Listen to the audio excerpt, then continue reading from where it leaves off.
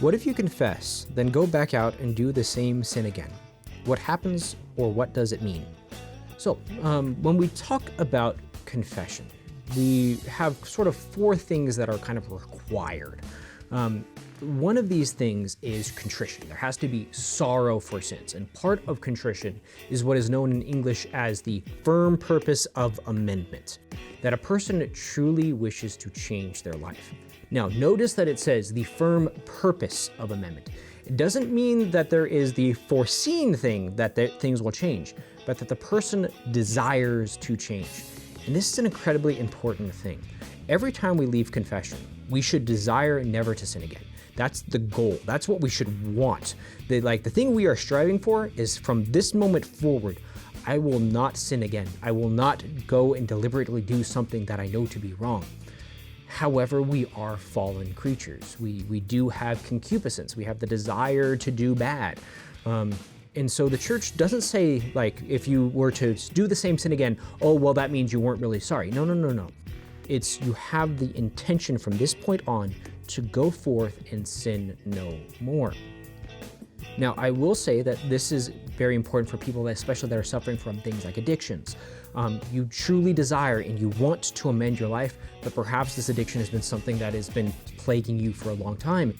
Well, I would say that the words of Christ regarding exorcism actually apply here too. Some things are only cast out by prayer and fasting.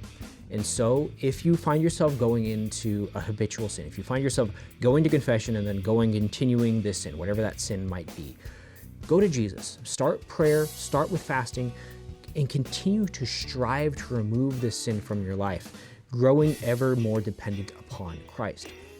I should also add, St. Thomas Aquinas, in his commentary on 2 Corinthians, talks about this idea that God at times will allow us to fall into lesser sins so that we wouldn't fall into greater sins.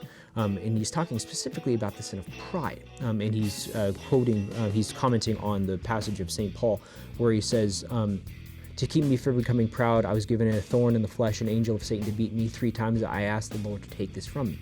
Now, if St. Paul had a sin that he was having struggles overcoming, you're in good company, okay?